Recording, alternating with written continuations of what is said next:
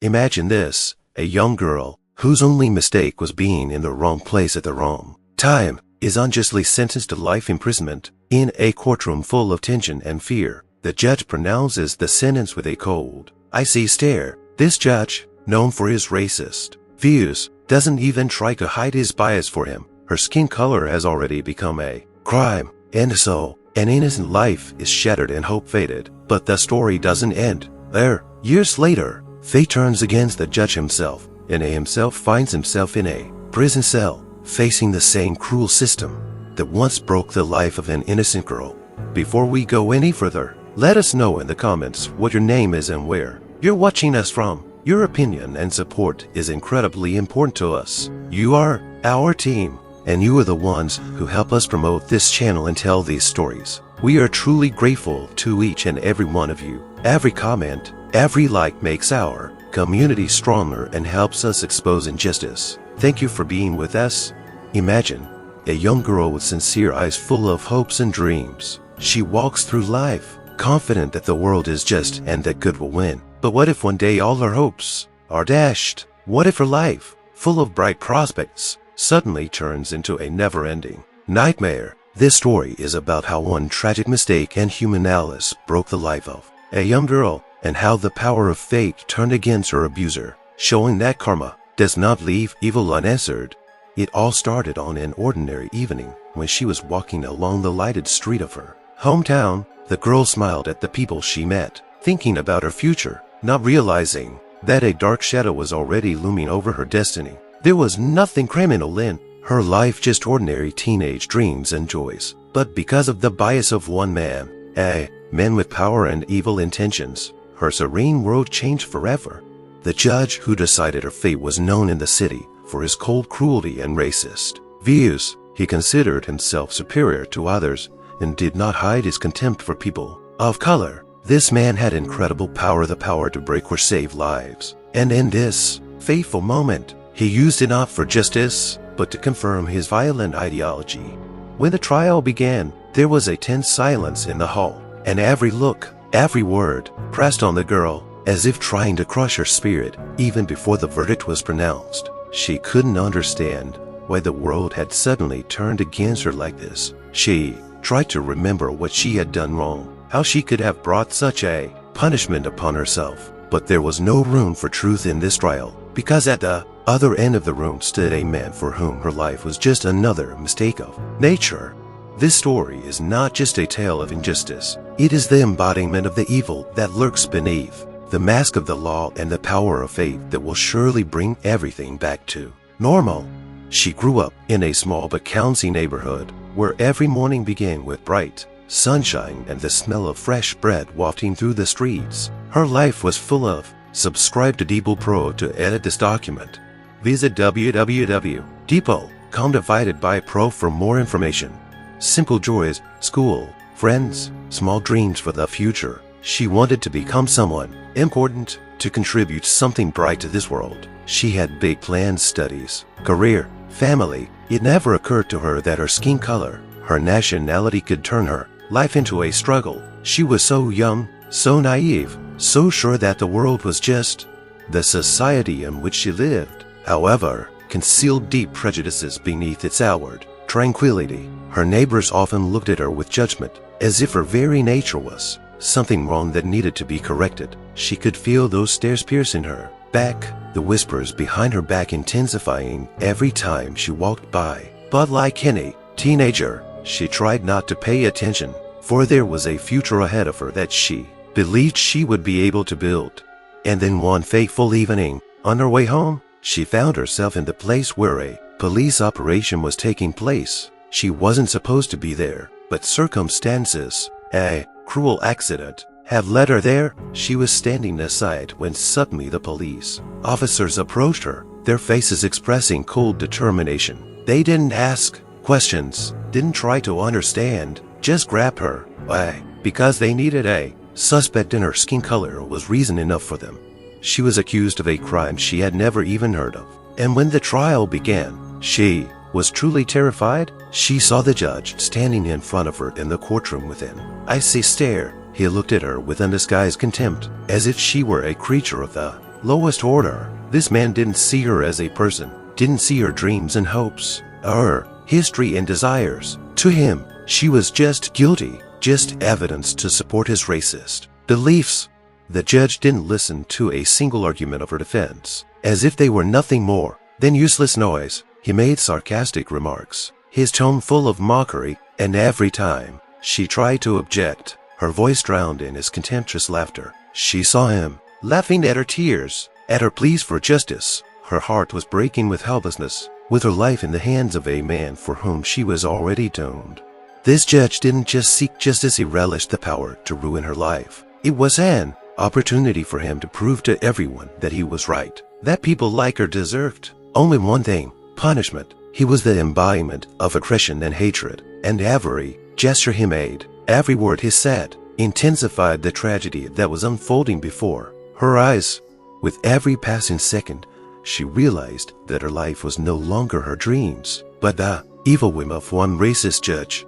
Sitting on the bench, she stared into the face of the crowd, feeling a wave of indignation and contempt wash over her. Her heart was pounding so hard that it seemed to break the oppressive silence of the courtroom. At that moment, she realized, in their eyes, she was already guilty. Her presence, her essence here, surrounded by these prejudiced cases, was proof enough for them.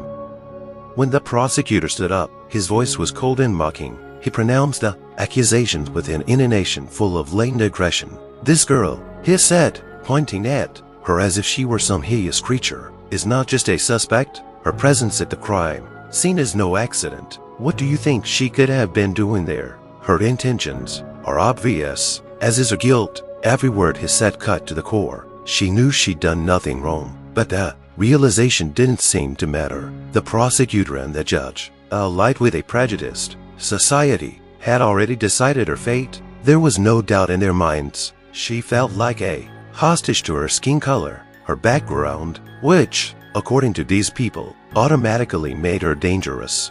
The girl's lawyer tried to talk about justice, tried to prove her innocence. He listed the evidence of her alibi, said that there were no traces at the scene of the crime that could point to her, but the judge crossed his arms and just uttered their union, showing his complete indifference. He wasn't interested in hearing her defense. He had already made up his mind. Her race was the only evidence he felt he needed to consider.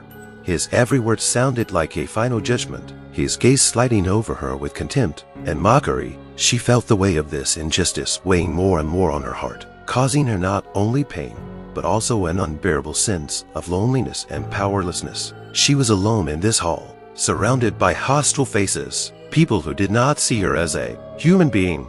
The judge didn't even try to hide his hatred. He pointed at her like a criminal, giving her no chance to defend herself. His voice was full of cold aggression and his eyes shone with grim satisfaction. He savored his power, sensing how easily he could break her life, how immutable his word was. To him, she was but a mistake of nature whose existence he felt required punishment. Her tears, her pleas, all of it was just empty sound to him. He announced that no further proof was required, that her fate was sealed. Her eyes darted around the room, looking for sympathy, for support, but her response was nothing but scornful whispers and smirks. People she didn't even know were judging her without regret, without question. Her life turned upside down in seconds, and in that moment she realized that her judge was not just a man in a robe, but the embodiment of the cruelty that society pits people like her against a cold wall of prejudice. She was doomed not for her actions, but for who she was born to be. He was one of those who prided himself on his position, his power and influence, a judge whose cold, evaluating gaze became well known in the courtroom, relished his role as the arbiter of justice. For him, each trial was not so much a search for justice as it was a confirmation of his own biases and power. He was confident that his decisions were not mere words, but the truth that he had the right to dictate to the people.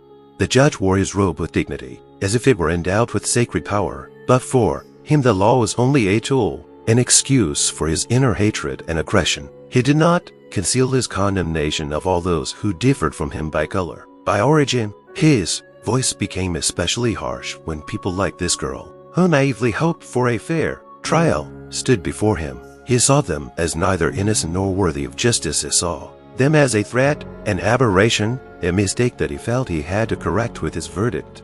When the trial began, his face remained impenetrable, but his gaze betrayed cruelty. Every time he turned to face the accused, there was a deep contempt in his eyes. That look was no accident. It was his technique, his way of instilling fear and making her even more vulnerable. To him, she wasn't a person with feelings and a life. She was the embodiment of what he hated. This girl, he thought, squeezing the words between his teeth, she deserves nothing but punishment. Her life, her dreams, her excuses are nothing more than empty sound that irritates my ear. Her very existence is a threat to what I believe is right and just. The judge knew he had the opportunity to acquit her, to consider her case carefully, but he didn't want to. He didn't even need to hear her defense. He felt like he already knew everything. Her innocence didn't matter to him. She was nothing more than a statistic in his head, a symbol of threat to his idealized society. This man in the robe, with the mask of justice, had already decided that her fate was sealed. When she tried to speak, her voice was quiet and timid, but the judge cut her off. His voice, full of aggression and animosity, cut like a knife. He looked at her as if every breath she took offended him, as if her very existence violated his own idea of order. He savored her fear, her silent tears. It was a triumph for him, a chance to punish the other, and show the whole room that people like her deserved only one thing: prison. Her innocence didn't interest him. He saw only what he wanted to see, the threat he felt compelled to destroy. Behind his gold mask was an undercurrent of aggression that he used to break her spirit. Her pleas and arguments were only annoying noise to him. He did not think it necessary to listen to them, for his verdict was predetermined. The judge lived by his own rules and believed he was right, his mind poisoned by bias and racism. Her tears and despair were no reason for him to sympathize, but only confirmation that he was right, and the more she suffered, the deeper his sense of his own triumph. He savored his verdict as if it were not a judgment but a holy purification. From the beginning of the trial, everything had been going wrong. She could feel the air in the courtroom filled with the weight of prejudice, as if the room itself were saturated with the poison of injustice. Her lawyer did his best to prove her innocence, brought witnesses, presented evidence of her alibi, but every argument he made was met with a wall of silence from the judge, whose hatred seemed to grow with every word of the defense. Every time the lawyer spoke, the judge flipped carelessly through the papers, his gaze blank and his face full of distaste. It was like a play in which the roles had long since been assigned. The judge was the ruthless prosecutor, the girl was the doomed condemned, and the audience was the public eager for blood and punishment. She sat on the bench, her hands trembling, her heart pounding like a trapped animal. It seemed to her that everything around her was collapsing, that she had no chance of being heard. She tried to keep her fear at bay, tried to remain calm, but every new word from the judge tore her hopes apart. He wasn't interested in the truth, he was interested in punishment. He was eager to assert his superiority, to prove that his bias and hatred could determine fate. "You mean you just happened to be there by accident?" he said mockingly, not hiding a contemptuous grin. His question was not a request for truth, but a needle piercing her certainty. Every sarcastic comment he made, every ironic smile, betrayed his intent. He wanted to see her broken. The crowd in the courtroom echoed him, letting out quiet, approving sighs, as if it were a play in which they were waiting for the finale, where justice would punish her. Whether she was guilty or not, it was customary in this society to acquiesce and accept preconceived decisions, especially if the punishment involved those they considered outsiders.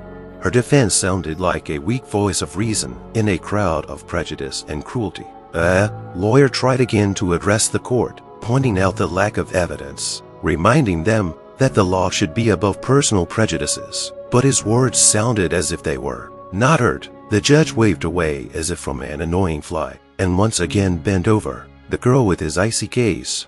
He wasn't just judging her, he was draining her of her strength with his accusing, implacable presence. She could feel her voice weakening, tears gathering in the corners of her eyes, a shiver running through her body, and all of this only served to strengthen his resolve. He enjoyed her suffering, deserved it, as if the very fact of her existence were a crime. "This court is not the place for complaints and excuses," he said, almost hissing. We will not waste our time with empty words and ridiculous excuses. Like a branding iron, his words ignited fear, despair, and helplessness in her. Her own voice, the voice of truth, was lost in the noise of prejudice and hatred. The courtroom that was supposed to be a place of justice became an arena where she was being tried, a ritual of hatred and prejudice that was a foregone conclusion from the beginning. There was a silence in the courtroom, so thick that one could hear the weight of horror and injustice falling on her shoulders drop by drop. The girl sat at a still, hands clenched to white knuckles, her eyes wide open, full of incomprehension and fear. Her breathing became intermittent, and the deafening pounding of her own heart sounded in her head. She almost didn't hear the judge pronounce the sentence: life imprisonment. Slowly, spaced out, those two words echoed in her mind, becoming heavy chains that bound her mind. She could not believe it. These words sounded like an evil fate, like a sentence from which there was no escape. Her eyes darted around the hall, trying to find at least one person in whose eyes she could see understanding, sympathy, protest against this injustice. But the hall was cold and indifferent. The people, as if encased in the armor of indifference, were nothing more than soulless witnesses to her tragedy. She looked at the judge, her eyes begging for mercy, for reconsideration, for a drop of justice. But that judge, on the contrary, looked at her with triumphant cruelty. To him, this verdict was a vindication of his own rightness, his convictions, his power. He was satisfied. He knew that her life was now consumed by darkness, that because of him her youth, her dreams, and her future would be spent behind bars. "You got what you deserve," he said, addressing her with cold contempt. His words cut her like a sharp knife, leaving invisible wounds that wouldn't heal. The words were spoken not just as a sentence, but as a final confirmation that there could be no justice in this world for her. With her background, with her looks, her family sitting behind her was crushed with grief and despair. The girl's parents, mother and father, seemed to shrink, broken, unable to believe what was happening. Their daughters' lives had just been broken, but like her, they were powerless against this machine of injustice. Tears rolled down their cheeks, and every breath, every cry of silent protest was a blow to the heart. The girl, stunned and devastated, felt her chest tighten. Her tears rolled slowly down her face, but she did not dare to sob or make a single sound, knowing that it would only make the judge more angry and contemptuous. She felt her soul being torn apart, her life being shattered. She had not even been given a chance to fight. Her hope had been destroyed at the touch of a hand. Her fate was decided by bias and hatred, not evidence. She was condemned for who she was born, for what she looked like, for who she was in the eyes of this man who wore the mantle of justice. As if in slow motion, she was surrounded by harsh faces, alien and cold, stares condemning her for a crime she hadn't committed.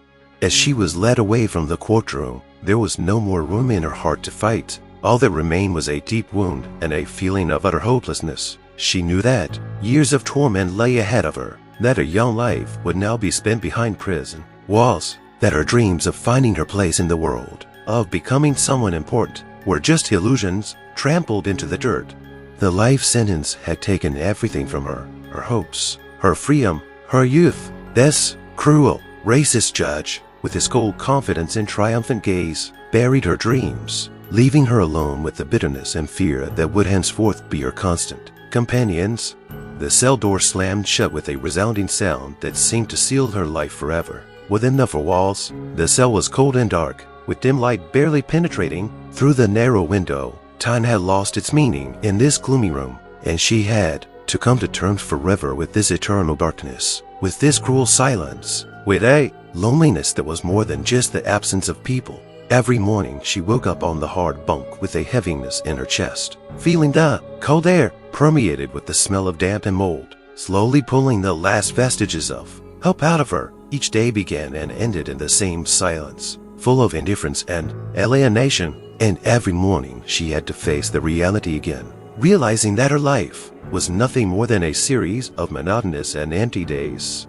She encountered other prisoners, but there was contempt and hatred in their eyes, as if her skin color and background made her something of an outsider even here. Among broken destinies and shattered lives, among these people, many of whom had gone through hardships and cruelty, she was even more isolated. Even here, in this harsh world, prejudice haunted her, making her life even more difficult.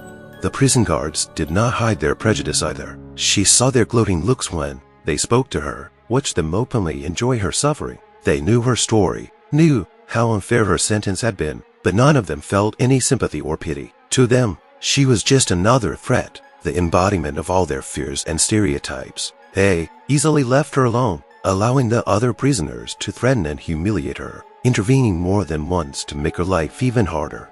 Every day, she faced aggression and insults, was called words full of hatred, tried to break her spirit even more. She was trapped not only in a prison cell, but also trapped by other people's prejudices and malice, surrounded by walls built not only of stone, but also of hatred. Sometimes she sat at her bedside and remembered her dreams, her old life, her friends, and family. These memories brought a brief moment of comfort, but soon turned to new pain. She realized that the only thing she had left was her memories, her small inner world that seemed to grow dimmer every day under the weight of hopelessness. Sometimes she felt her anger building up, her insides clenching with pain and injustice. Her heart was filled with rage and despair, and she felt these feelings overwhelming her, tearing her from the inside. She screamed into the emptiness of the cell, screaming, knowing that no one would hear her, that her words would dissolve into the cold walls, that her suffering would not be echoed. At times it seemed to her that the whole world had forgotten about her, that everyone she loved had abandoned her. But even more frightening was the feeling that the world around her had never considered her important. She was just someone else's problem, just a mistake that had been locked away in these cold walls so that society could forget she existed. Life behind bars had become her constant torture. She realized that every new day here was part of a punishment she didn't deserve but had to endure. And perhaps that was the worst part, the realization that no one would ever change her fate, that her pain meant nothing to the world. The years passed slowly, each day falling like a grain of sand into the endless sea of her suffering. Time in prison is a torture of 1,000 moments, where every minute is filled with loneliness, fear, and a sense of injustice. She watched her dreams disappear, one by one, the flame of hope that had once burned brightly in her heart.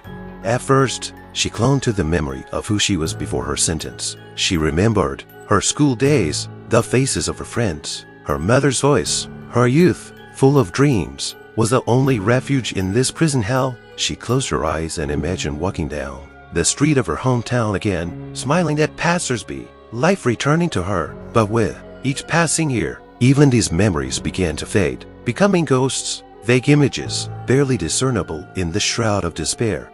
She tried to preserve her humanity, to remain herself, not to lose her faith in justice. She wanted to believe that one day someone would notice her suffering, someone would discover the truth and give her back her freedom. She wrote letters, begging for help, sending them into the void, knowing that the answer might never come. Every time a letter went unanswered, another piece of hope faded in her heart, another ray of light. Loneliness became more and more unbearable, like a cold stone that pressed down on her soul and slowly drained her of her strength.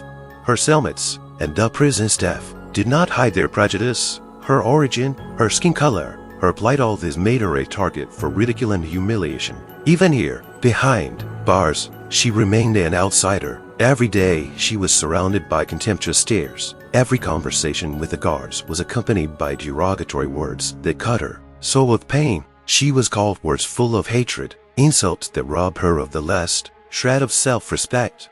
Her inner struggle was unbearable. She tried to resist the pressure, but each day seemed to drain her of her last energy, turning her life into a withering fire. She no longer knew what it meant to dream. All she could think about was how to get through another day without breaking down, how not to let the darkness consume her.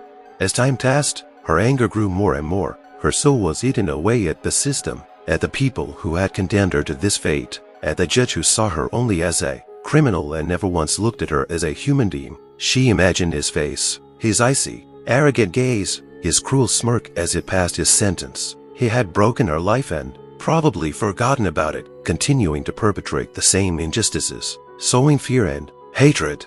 Sometimes at night, when the prison fell into an eerie silence, she imagined how her life might have turned out if it hadn't been for this man. She imagined a world where her story wouldn't be a tragedy, a world where justice meant something more than just power over the defenseless. These dreams were painful because they reminded her of what she had lost, and with each such night, something new grew in her heart, something dark and unforgiving rage for the stolen years, for the prejudice, for the fact that her life had been sacrificed to hatred and cruelty.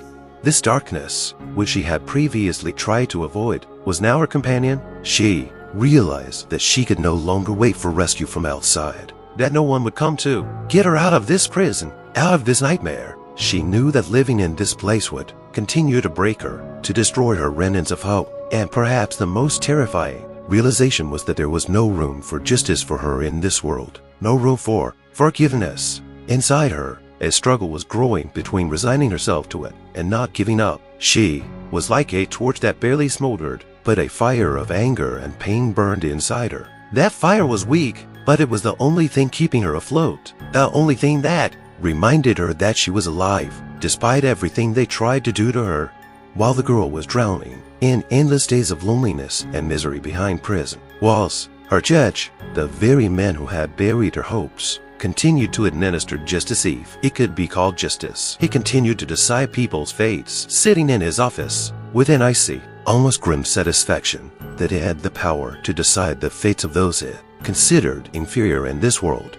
Every morning he entered the court with a sense of majesty, knowing that his decisions would remain final, that no one would dare challenge his authority. He would sit in his chair with a look of contempt on his face, and his cold gaze would glide over the defendants, many of whom looked just like the girl whose life he had condemned to torment. To him they all looked alike, all were a problem he must solve. He didn't see them as people. He didn't see them as sons, daughters, mothers, fathers. He only saw them as a threat to his ideal society.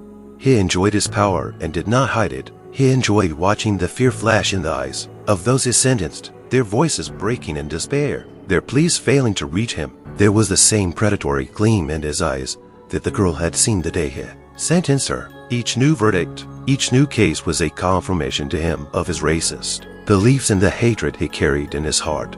This judge was a poison in the system, poisoning everything he touched. The people in the courtroom already knew that if a person of color or history stood before him, a verdict would be merciless. He took every opportunity to consolidate his power, to crush those he despised. He knew that his decisions were rarely questioned, that society was willing to turn a blind eye to his cruelty, justifying it with severity and fairness. Meanwhile, the families, relatives of those he sentenced often appeared in the courtroom. They saw how callously he broke the lives of their loved ones, how negligently he treated them. His words sounded like a brand, burning the souls of those he deemed unworthy of mercy. And every time he passed judgment, he saw their eyes full of pain, incomprehension, anger, but those eyes only added to his satisfaction. He believed that he was purifying society, that his hatred served his great purpose.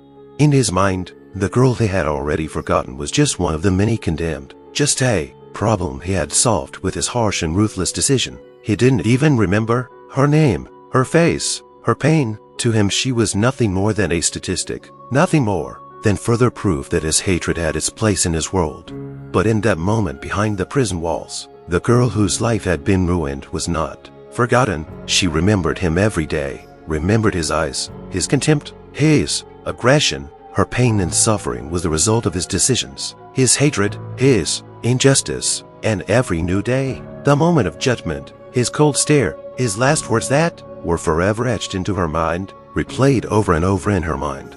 She didn't know that he continued to do the same to others, that she wasn't the only victim, and each time he passed a new unjust sentence, each new conviction added to his latent hatred and cruelty. He considered himself untouchable, the arbiter of fate, and his cold, racist heart only grew callous with each new case. His evil continued to spread, leaving behind more and more broken destinies.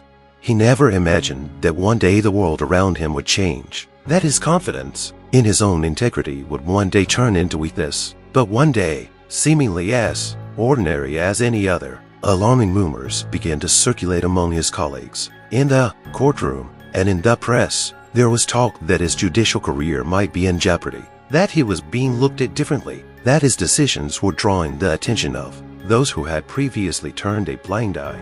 It all started with one case, when the family of another victim of his harsh, clearly unfair sentence raised a ruckus, wrote a letter to the media, and attracted human rights activists. People began to wonder how it happened that his practice included down scenes, if not hundreds, of sentences handed down without solid evidence and without due attention to the rights of the accused. Blatantly racist motives, which he no longer hid behind a cold mask, were beginning to become his curse. The press picked up the story, and each new day brought him more and more news that his life was changing, but not in the way he was used to. His name and the words bias, racism, and corruption began to appear in the headlines and on the airwaves of news programs. It was unbearable for him. This man who was used to seeing himself on top of the law was now in the line of fire. He did not understand how all this could have happened, how people could dare to question his justice. At first he tried to ignore it, tried to convince himself that these were only temporary difficulties, that his influence and power would remain unshaken. But the accusations multiplied. Story after story lives ruined, face unjustly broken, verdicts that increasingly reviewed his racist view of the world. As it turned out, his decisions were not forgotten as he expected. Those whose lives he had ruined did not leave him alone. When the official investigation began, his confidence in his own safety began to crumble. The very colleagues who had previously admired his strictness now began to avoid him, to avert their eyes. Those who had tacitly approved of his harsh sentences now tried to stay away, as if he were a contagion capable of destroying their own careers. He couldn't bear to see his former allies, those who had turned a blind eye to his hatred, now afraid to even be near him. He had become a stranger in his own court. In the sessions, when his colleagues looked at him with judgment, he felt his anger turn into fear. This man who used to enjoy the fear of others now found himself a victim himself. His soul was torn by a mixture of rage and despair, humiliation and hatred. It was unbearable for him to realize that all those he had once considered his allies were now turning their backs on him. When the formal hearings for his bias began, he felt for the first time in his life what it was like to be judged without being listened to. The prosecutor, like a mirror of the cruel judge he was, parsed his decisions with cold fury. The voices of those he had condemned to suffering now echoed through the courtroom at him. Though he tried to hold himself proud, his heart grew cold with each new accusation. He felt everything he had built began to crumble under the weight of his own cruelty. Every testimony against him was like a dagger in his heart. Every accusing glance was like a stigma that put him in line with those he had despised all his life. He grew unbearable at the thought that his own actions were now turning against him. His hatred, his arrogance, his belief in his own untouchability, all of it was now playing against him. He, whose word had once been law, found himself on the edge of the abyss, where those he despised, those he had denied justice, were waiting for him. It was not his words that resounded in the courtroom. He was sitting in the defendant's seat, and across from him stood the people whose lives he had once broken with his cruelty, his cold, hate-soaked bias. The hall was filled to capacity. Journalists, human rights activists, ordinary citizens came to see the fall of a man who for years had been doing injustice with a stone face and an icy heart. Now he was the embodiment of everything he hated. He was weak, helpless, and humiliated.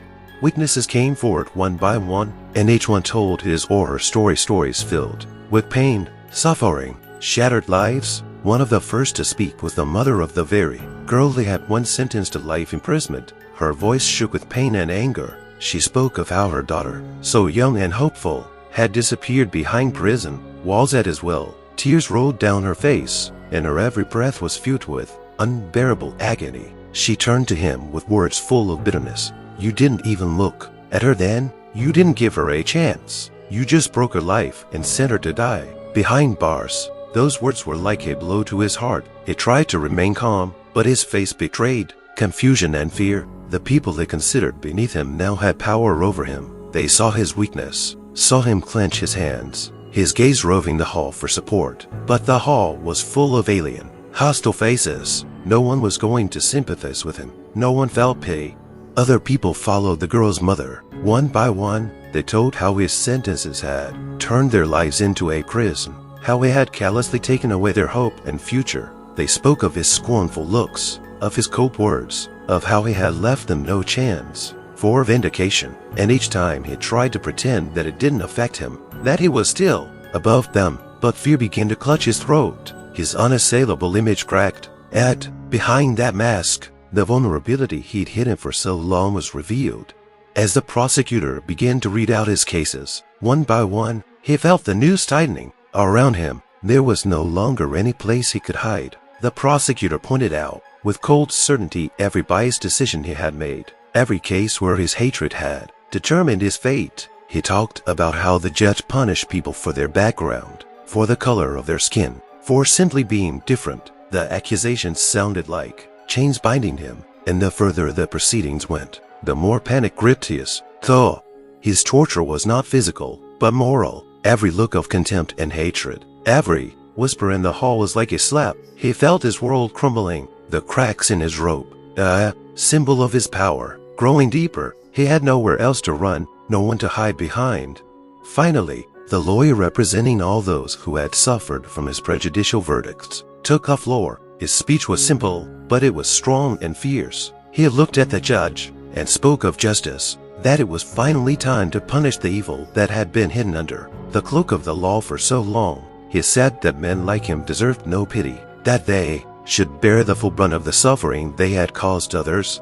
Those words were the final blow to the judge. He realized that all those who had once been silent, all those he had broken, were now united to bring back his own cruelty. He had been left no chance for vindication, just as he had once left no chance for his victims.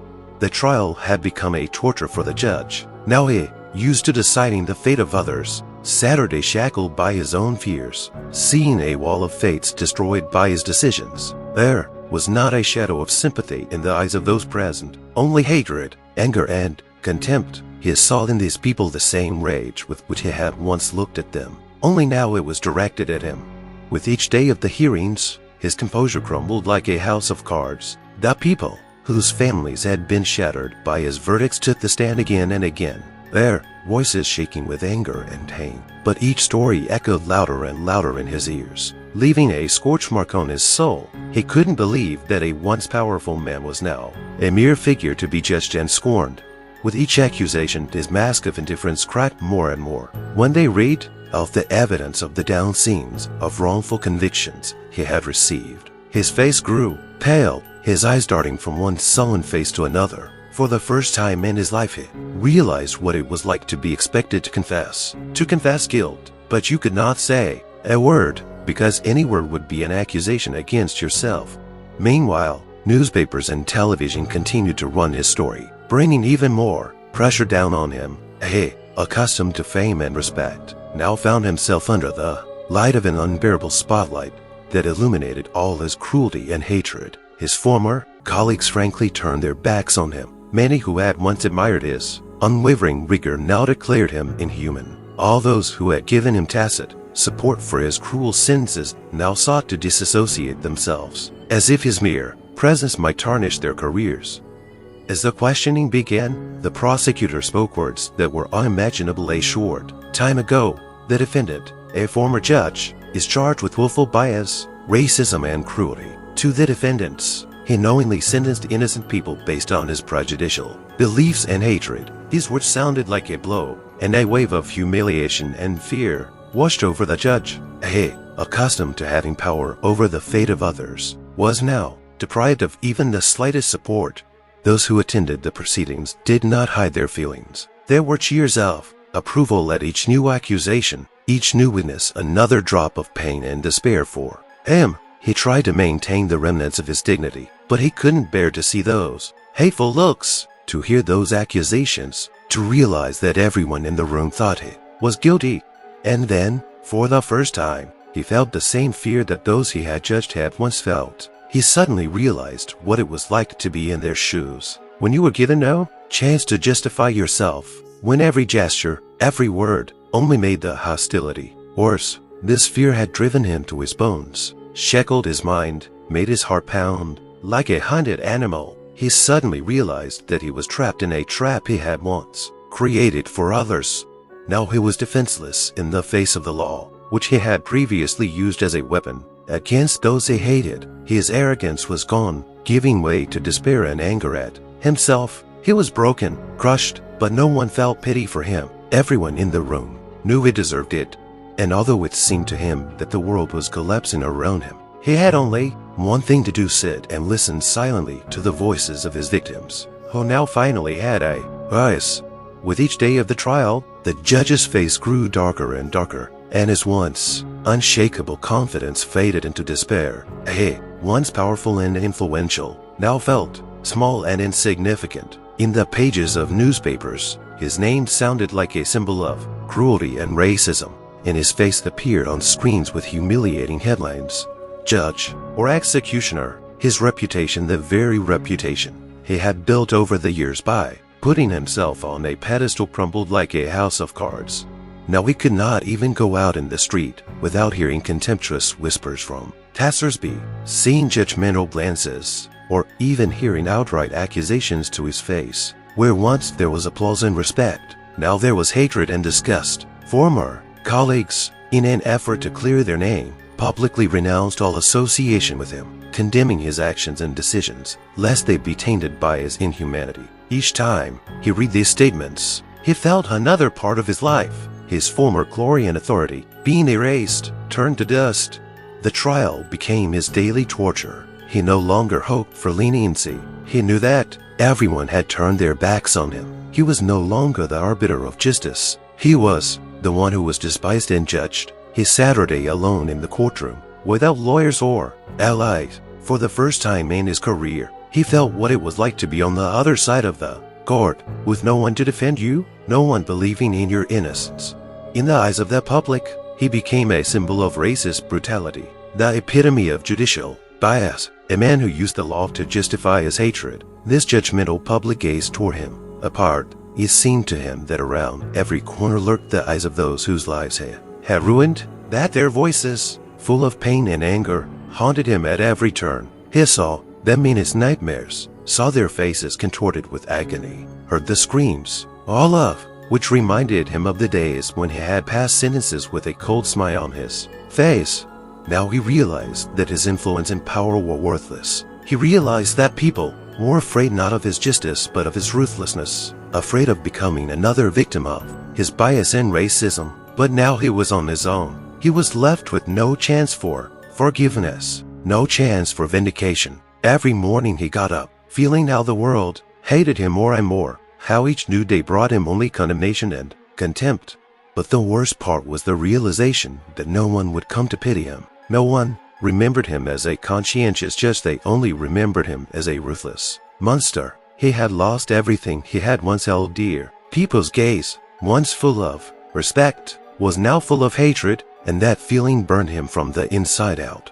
Now he knew what it was like to be alone, to be rejected. He was no longer respected. He was despised. When the judge heard his sentence, he caught his breath. Imprisonment, those two words, sounded to him like thunder. He, who had been so accustomed to administering justice, to taking away people's freedom with a cruel coldness in his eyes, was now himself becoming what he despised, what he considered inferior. His hands, once confident and authoritative, now trembled. He could not believe that this was happening to him. As he walked down the corridor of the prison, the judge felt fear clench his heart. From behind the iron doors he could hear shouts, blows, and swearing, all the things he had always tried to avoid, thinking they were the lot of those he had sent here with contempt and hatred. He walked past the cells, trying not to look up, but the prisoners, recognizing him, left no chance of escape from their gaze. They shouted his name with sarcastic triumph, with pleasure, with rage built up over the years. They called him executioner, monster, and every one of those shouts made him cringe with horror. Soon he was led into his cell, a tiny, cold room with bare walls and a narrow bunk. When the door closed behind him with a rumble, he felt the walls shrinking, depriving him of air. This place was like a dark well, and he, who had always looked upon those like himself now with contempt, felt what it meant to be imprisoned, lost, helpless. He realized that to society he meant nothing but a stigma, a former judge, deprived of right and honor. He woke up that night, wrapped in a sticky, suffocating fear. There were sounds outside his cell, knocks, whispers, footsteps, each one a threatening signal, a reminder that he was now alone. that he was now vulnerable. He was no longer the master of destiny. His life was now at the whim of those who had been under his authority. Every day he faced contempt and anger, which neither the guards nor the prisoners had. The guards, having learned his story, looked at him with derision, sometimes deliberately ignoring his requests, pushing him around, deliberately causing fear and humiliation. They treated him as if he were nothing, as if he were not the judge who had once ordered, ruled. He was just another prisoner to them, and in their eyes even worse than the others, because he had once enjoyed privileges that had now turned against him. He heard the prisoners whispering his name with hatred as they passed his cell. He had to meet their stares full of pent-up anger, met with taunts and curses. Some threatened him, mocking his helplessness. "You can't judge anyone here," one of them shouted, causing the judge to have a fit of fear, as if an icy wave was lapping at his head. Those words were the truth that gnawed at his mind, shattering the remnants of his arrogance. He was no longer the one who judged, who determined destinies. He was just a prisoner, alone and helpless before the cruelty he himself had embodied for so long. He realized that this prison world was full of darkness, but the worst part was that he was part of the darkness, that his cruelty now returned to him. The nights in prison were particularly painful for him. As he lay on the hard bunk, he could hear his own breathing. Full of fear, he felt as if the walls were pressing down on him, that they were closing in on him, reminding him of every action he had taken. He remembered every person he had sent to this place, remembered their looks, their tears, their cries for help that had once meant nothing to him. Now each of those cries echoed in his heart, turning his life into a never-ending nightmare. And he realized that he had lost everything. His life was now a punishment, an endless series of humiliation, fear and loneliness. He had been left with no respect, no chance for redemption. The fate he himself had so cruelly masterminded was now turning against him, and in this prison hell he was face to face with his own sins. Days merged into weeks and weeks into months. The judge, once confident of his integrity and majesty, now lived in the shadow of fear and humiliation. He was just one of the prisoners, a man who could not defend himself, could not influence his fate. He had become an outsider in this world full of those he had once considered unworthy and inferior. There were no privileges here, and every day was a test that gave him back everything he had so willingly brought to others. Now he saw how unjust his actions had been, how terrible his blind hatred had been. He watched the other prisoners, looked at their faces full of pain and anger, and suddenly, as if for the first time, he began to realize that many of them, like him, were victims of prejudice, victims of the unjust system he himself had supported. And at some point, deep in his mind, one face surfaced, the face of the girl whose life he had broken. Her image became his tormentor, coming to him in his nightmares and never leaving him. During the day, he saw her eyes full of despair, full of pleas for the justice he had denied her. She was young, full of life and hope, but he had taken it all away from her, condemning her simply for who she was. His bias, his hatred had ruined her life, and now he himself was trapped in that hell, alone with his guilt. His cellmates, when they found out who he was, started treating him like an animal. They despised him, taking out on him their pain and rage for years of humiliation. They insulted him, reminded him of those he had judged. One of them, a tall, muscular man, with a cold stare walking by, one day stopped outside his cell and said, "Now you're one of us, but worse, we've lost everything because of people like you. You have no place here." Those words pierced him to the core. He was not just an enemy to them, but someone who was the face of all injustice, someone who had robbed them of their humanity. Every day he had to hear the taunts, the threats, the contemptuous glances of the guards, who, as if by conspiracy, always passed by when he needed help. They left him lonely, as if enjoying his agony. It seemed to him as if the whole world had collapsed on him. Every day in this prison was a reminder of what life was like for those he himself had sent here with a light heart.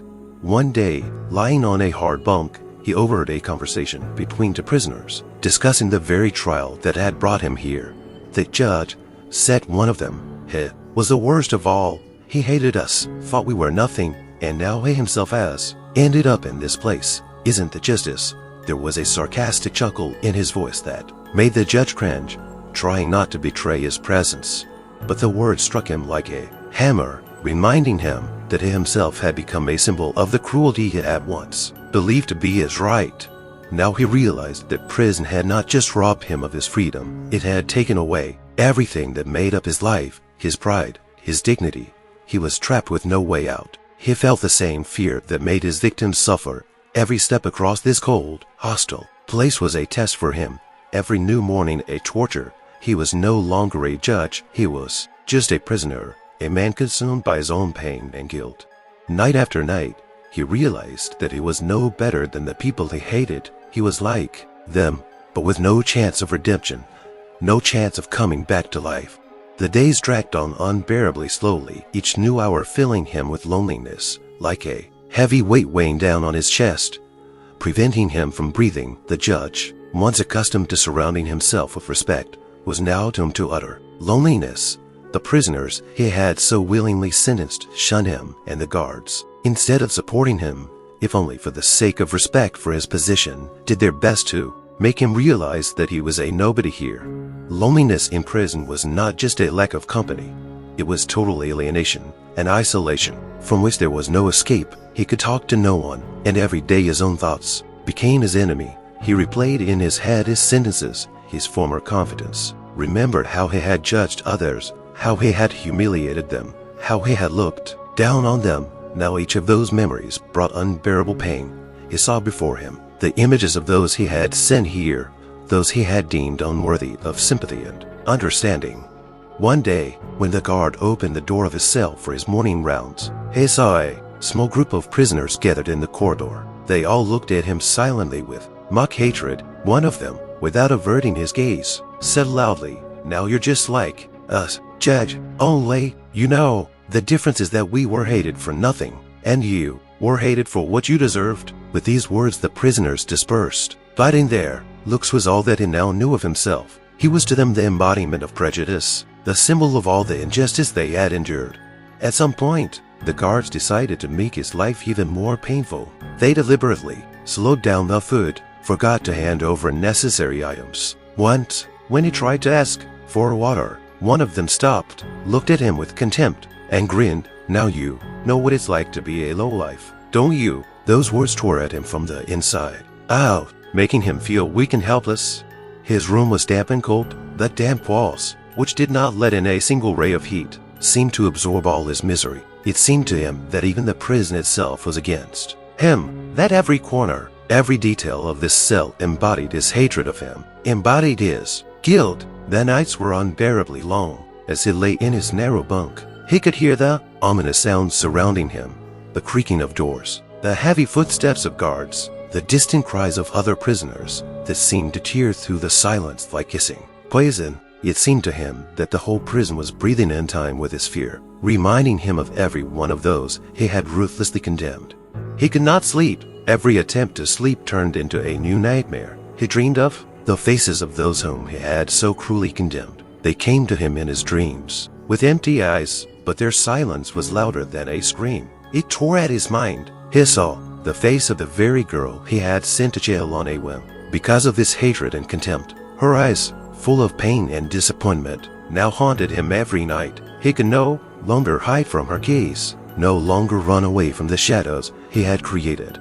In this loneliness, he finally realized that prison is not just a place of confinement. It is a place where your sins take on a life of their own, where every day becomes a torture, where there is no corner where you can hide from your conscience. And every day this conscience, which came to life in the prison walls, came to life in him, turning into pain, fear, self-hatred.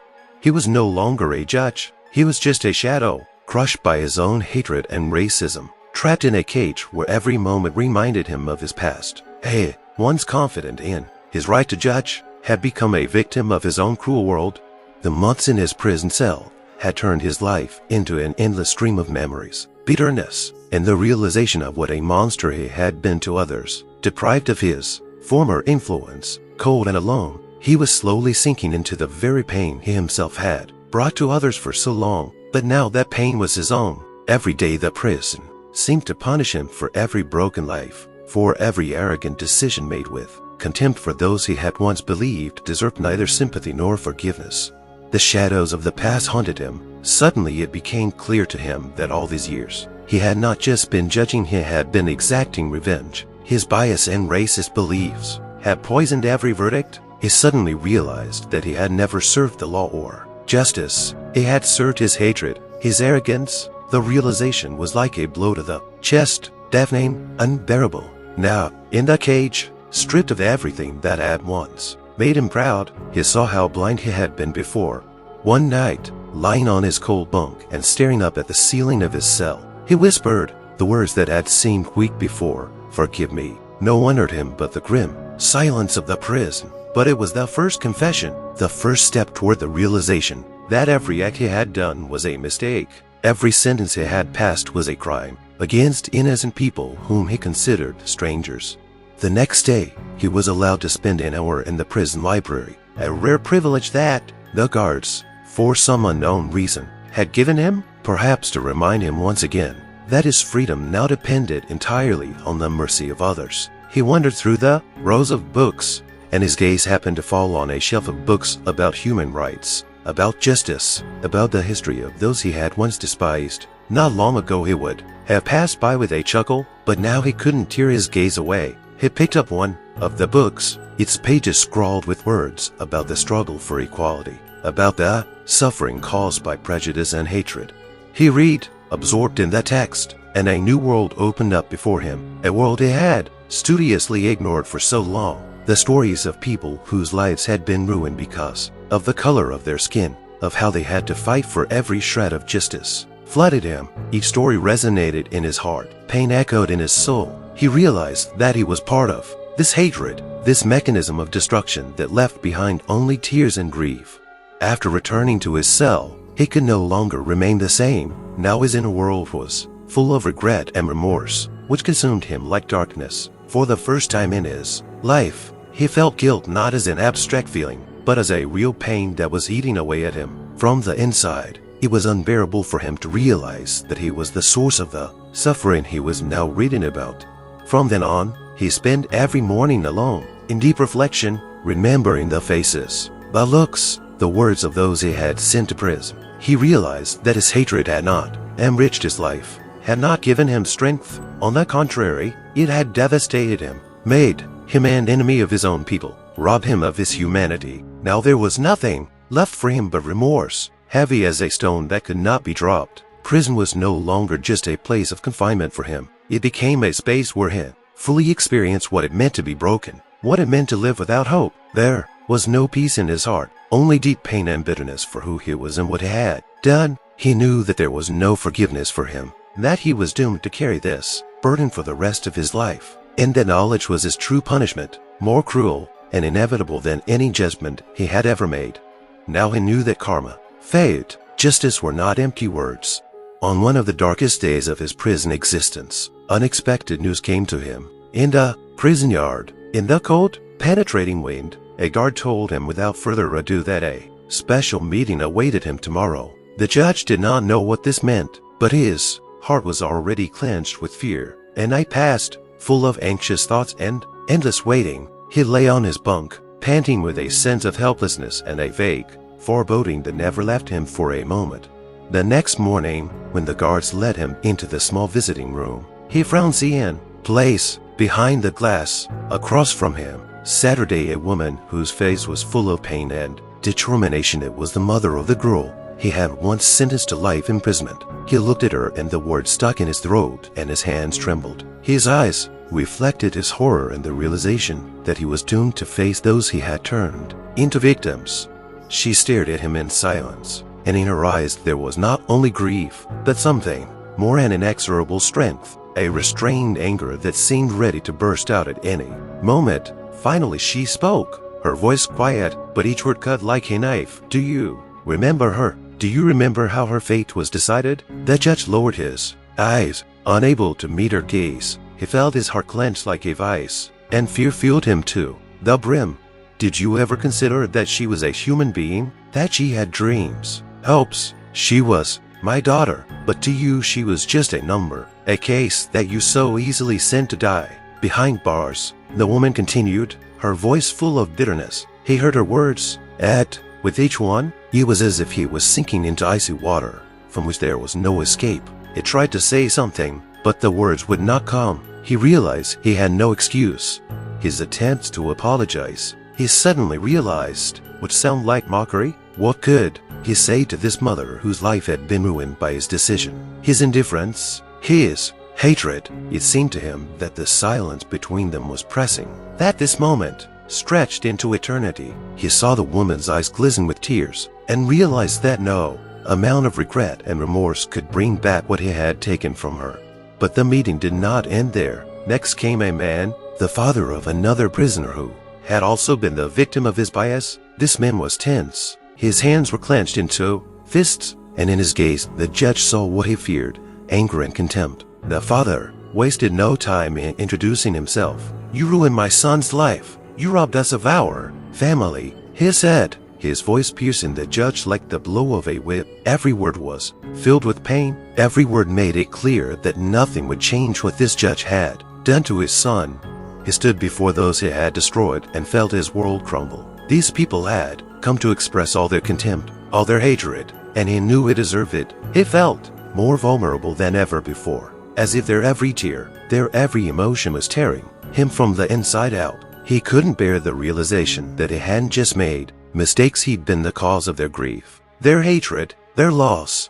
When the last of his victims, a grown woman, once convicted on his false convictions and released after years behind bars, stood across from him, her eyes full of anger, he realized that her gaze was his true punishment. She was silent, but her silence spoke more than words. He stared at her, feeling an unspeakable, almost physical pain. It seemed to him that her gaze was the sentence he would carry for the rest of his life.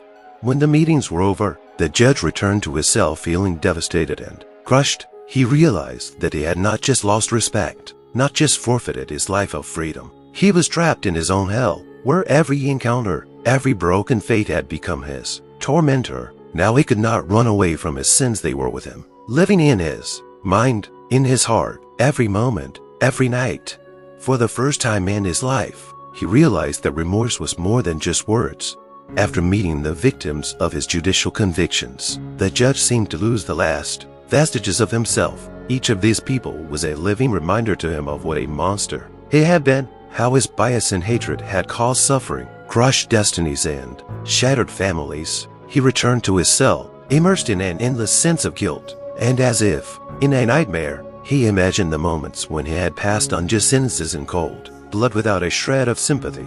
The loneliness of his cell became a prison punishment for him in a double sense, both as a physical deprivation of liberty and as a confined space filled with the ghosts of his past. He could no longer find excuses for himself. The past kept him restless. The memories became the chains that stripped him of his will, and he no longer had even the hope of forgiveness. His fate was now intertwined with the fate of his victims, and he realized that there was nothing he could do to atone for his sin to them. A judge who had once been a stern, self-assured judge had now become a man completely broken and crushed by his own sense of worthlessness. He realized that he had been wrong, not just wrong, but committing a real crime against people he despised only for their origin or skin color. It became clear to him that his hatred was blind, like a fire that engulfs everything around it without recognizing what is in front of it. But that fire was now burning inside him, tearing his soul, making his life a continuous torment. He no longer tried to justify his actions. On the contrary, every time he remembered someone's scream or desperate look, he felt that words of apology and remorse would be nothing but empty sounds. He knew that nothing could give those people back the years taken away by his decisions, nor relieve them of the pain and despair he had caused them. One evening, as he sat on his bunk in his dark cell, a thought came to him like a lightning strike. Everything he was now experiencing was his own karma, a fate he could not avoid. It became clear to him that the justice he had thought to be subject only to himself was higher and more powerful. His own actions came back at him like a boomerang, bringing down upon him pain equal to that which he had brought upon others. It was absolute, merciless retribution, and he knew he had earned it in full.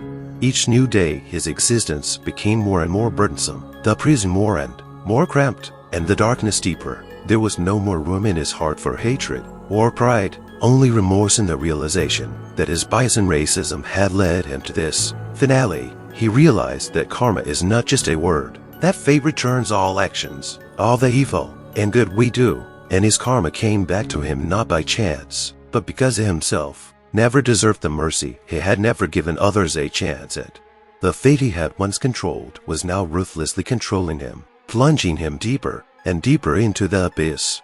A judge, once confident of his righteousness and power, met his last day alone. He was destined to spend his life in a cell from which he would never emerge. His prejudiced views and racist beliefs, which had once seemed to justify him, had now become an eternal prison of his own making. He had no friends, no respect, not even the hope of forgiveness. And this loneliness was the worst punishment, the thing he feared most, a thing he carried so easily to others, destroying their destinies. The tragedy of his life was that, as a judge, he never believed in equality. Believing himself superior to those he was supposed to judge fairly, he used his position to humiliate and break people for their origins, for their skin color, for who they were. To him, they were not individuals, but threats, criminals, who, in his opinion, were guilty by the very fact that they were different from him. His heart was filled with hatred and coldness, and he thought these feelings made him strong. But prison and solitude showed him the true face of his cruelty. His hatred, racism, and bias were not just mistakes. They were societal plagues that he embodied through his behavior. He was not alone in his beliefs. Many of his colleagues, like him, continued to judge with bias and cruelty based on the same racist stereotypes. But it was he who became the symbol of that hatred, that soulless machine that destroyed lives without any thought of justice. Lying on his bunk in the cold and dark cell, he could no longer close his eyes to what he had done. He could see the faces of his victims, their screams and tears, and his own hatred was now bearing down on himself. He realized that his entire existence had been reduced to destruction and hatred, to fear of those he so despised, and that his life had brought nothing but misery. He was forced to live each day with a guilt from which there was no escape. Fate gave him back everything he had caused others, and the lesson was not just for him. His life story was a cautionary tale of how prejudice and hatred destroy not only those they are directed at, but also those who carry them. His downfall was a reminder that racism and aggression is a poison that eats away at a person's soul, making him a shadow devoid of meaning and humanity. He was now living proof that evil done in the service of hate always returns to its source. He never found forgiveness from others or from himself, and his story remains an unfinished tragedy, a life destroyed by his own hatred, a life that ended in a cold prison cell, an eternal reminder that justice always catches up with those who do not believe in it. Friends, this story of injustice and remorse cannot leave indifferent. Write in the comments what you think about it. Have you ever experienced racism or bias in your life? We want to hear your stories and opinions. You are incredibly important to us. Every word you say helps us understand each other better and grow stronger together. Your opinion and support are invaluable to us. Subscribe to our channel. Give us a like too. Help us spread important stories. And don't forget that each of you makes our project alive and meaningful. We wish you a good day and justice in your life.